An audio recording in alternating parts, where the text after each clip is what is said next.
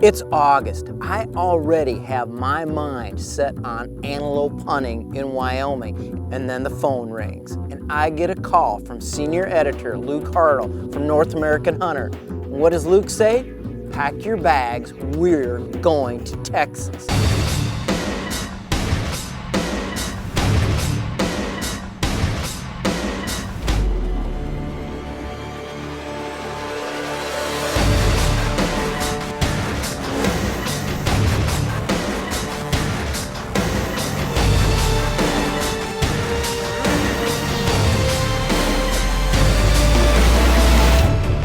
I am Hunter.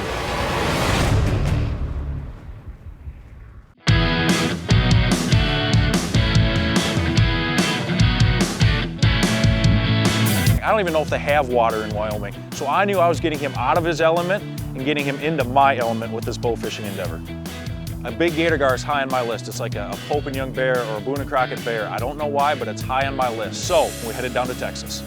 Arriving in Texas was super. Sam Rayburn Reservoir. The Jackson Hill Marina was the perfect place to go after these big fish.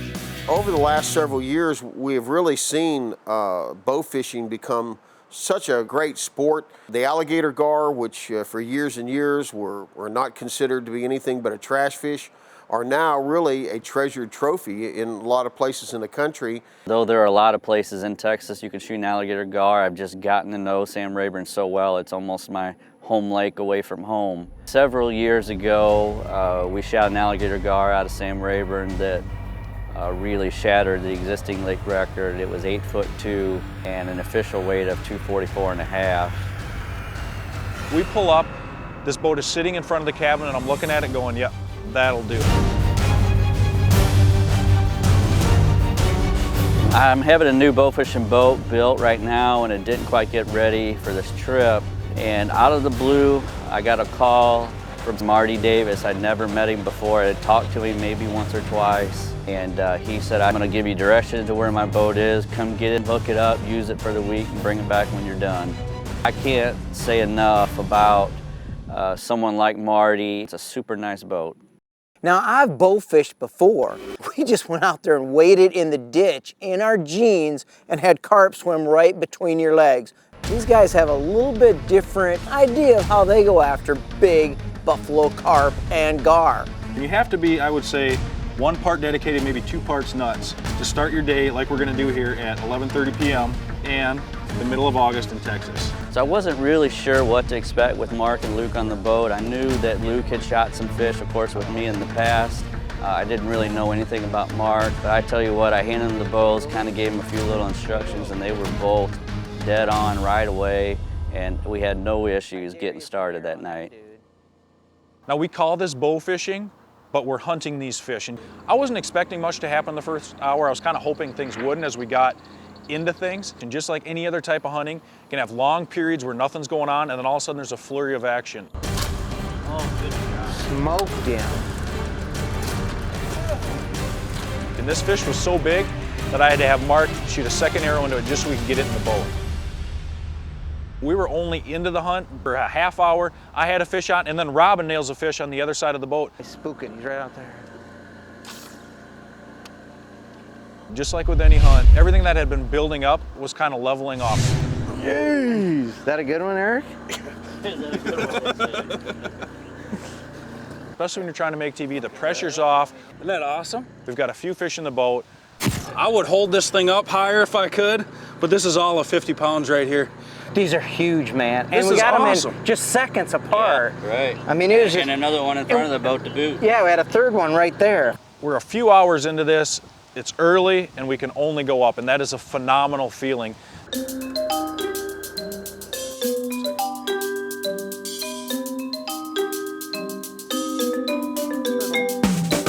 After the shock and awe wore off on these monster fish, a few minutes later, and we had another fish in sight. If you're going bow fishing, well, be prepared to miss. Just to the right of it, wasn't it? Just a little bit.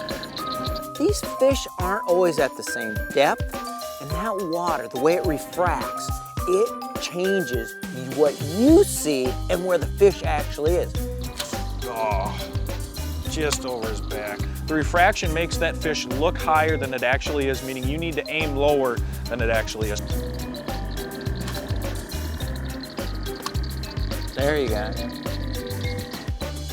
You know, my company is called Aim Low Productions, and that is named right after the premise that you have to aim low because of the refraction of the water. As the first evening wore on, I mean, we were seeing a few different buffalo. The windy conditions were kind of giving us a little bit of problems, but it was about 3 a.m. if I remember correctly, and I see a gar swimming off.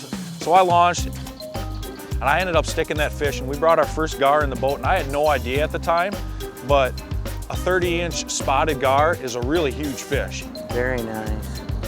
It's a perfect way to pull all that together and just have that multi-species thing that bow fishing is known for. You never really know what you're going to get into.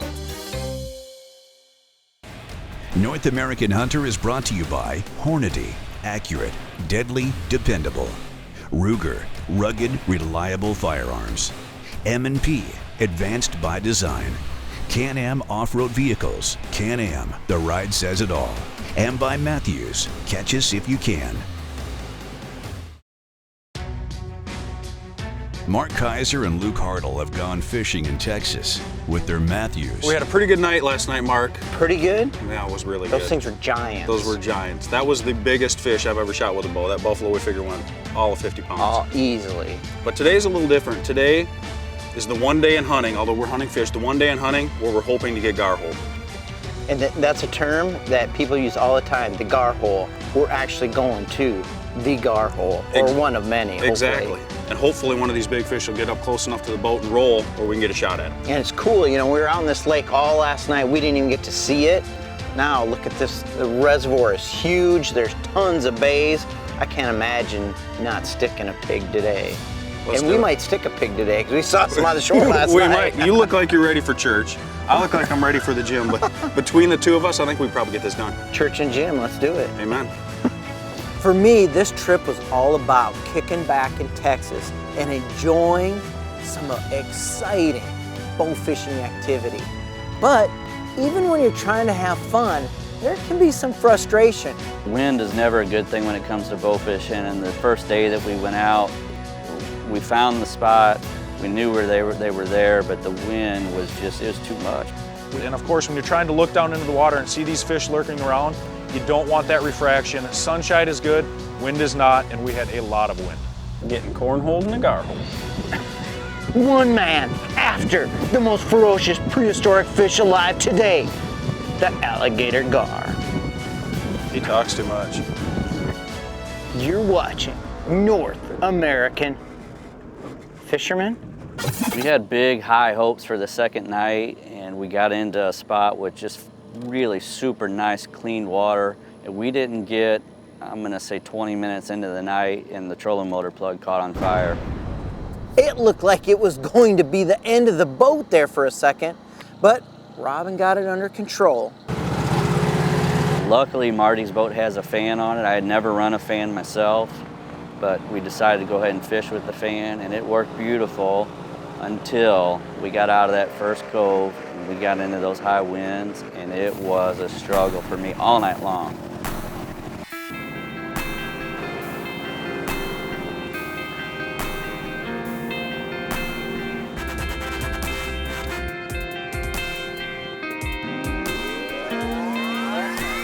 Shooting a carp at 4 feet with the fan going is proof that it can still happen. Fan ain't gonna bother the fish. We might have to take turns driving. It's gonna wear me out, but Start. It's a start.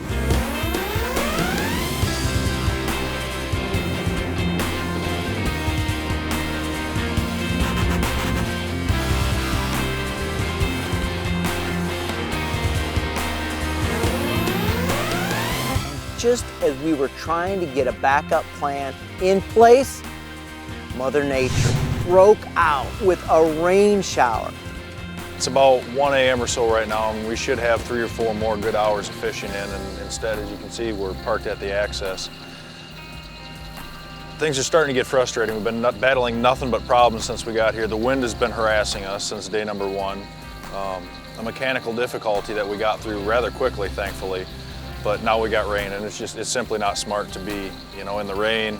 You can't see very well. There's lightning off in the background, and you're sitting in a 20-foot aluminum boat. I guess all we can do is sit around and wait for the rain to stop and hope things get better.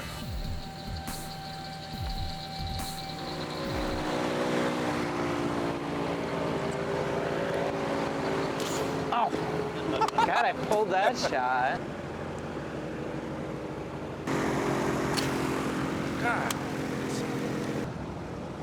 Bam, generator runs out of gas. We're all looking at each other trying to figure out how can we get this filled up as quick as possible, because you got to let everything cool down. But Kayser and I fell into a bit of a slump, and I think we both got a little overconfident after the first evening of shooting those buffalo, and it was miss after miss after miss. Oh! Oh!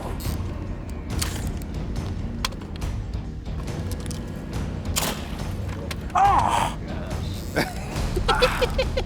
Well, just a few minutes ago, we saw a perfect example of how carp have 9 lives just like cats.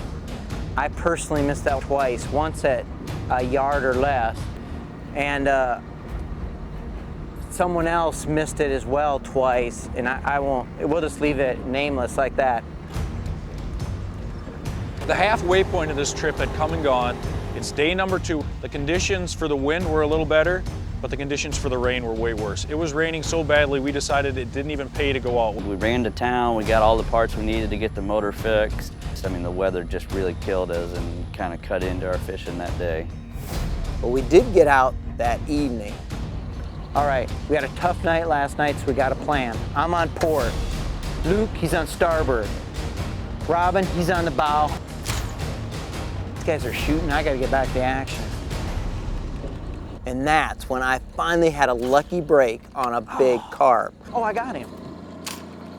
Yeah, I got him.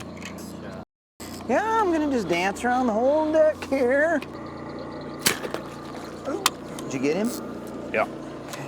That's what it's all about. North American hunter, and we're hunting fish. That's the real way to fish. When we come back, It's the bottom of the 9th, 2 outs, and we still don't quite have the TV show we're looking for. this is North American Hunter. Any great outing always has an interesting side story. Well, here's the secret. Jackson Hill Marina. Terry and Connie have this quaint little general country store out in the middle of nowhere, and some of the best food you're going to find anywhere. We try to surprise people with our food. We try to make sure that we have home-cooked food for them. We have our own tournament trail that we support here. It's called Patriots Challenge. We do a weekend series tournament once a month, and then we do an open annual championship, and all the profits that we raise go to our military families. We're also part of Honor and Remember campaign, which is a national campaign to bring a new symbol, a flag, to represent our fallen. We started that 2 years ago here in Texas. It's now the Texas official state flag representing our Texas fallen. Robin did a little bit of talking with some of his old bow fishing friends, and they hinted that the river below the reservoir was actually producing some fish as well. So on the last day of the trip, I decided to take Luke and Mark to see what river fishing's all about. For whatever reason, and it could be that Mark's bringing me bad luck, but I always seem to get in that situation where it's the bottom of the 9th, 2 outs, and we still don't quite have the TV show we're looking for. To see my therapist when I get home. Here they come, Luke. Luke, get ready. Be very, very They're coming with the scrape. Be very, very quiet. You still got him? Yeah. Got him. Nice. We were hitting some backwater areas. It was a lot different than the lake, but there was some gar around us all day, and bam, we finally did get an alligator gar, got one in the boat. Oh, yeah. There we go. Jeez. You know, that's not a giant, but that's still an impressive Hey, fish. now we got a Look at the teeth on this thing. That's nasty. Look at that, he's opening it up right now. Stick your finger in there, I dare you. Look at the teeth on that. That is. There's snout on that thing too. I mean, you hear muskie fishermen up in our neck of the woods talk about that species being a fish of 1,000 casts. I mean, we've been putting in some serious hours, nighttime, daytime, trying to get on these fish. I mean, you could realistically call this a fish of 1,000 minutes. Yeah. I mean. And that's prehistoric, that's a dinosaur, right? Yeah. This critter was as cool as they come, and I was more than impressed. And everything had come together at that point. Now I wanted to shoot one, and we kept up the hunt all day, but I did get one. I really would have loved to have been the one to shoot it. Was it as big as we wanted? No, but it was a gator gar. And something like that, even when it's not that big, something that's hard-earned is always worth it in the end. North American Hunter is brought to you by Supercharged Scent Killer by Wildlife Research Center. 99% peak antifreeze. Radiator protection that's guaranteed. Peak. Run true. Burris Optics, home of the Eliminator 3 laser scope. Thompson Center, America's master gunmaker. And by the 4-in-1 Woodsman from Zippo Outdoor.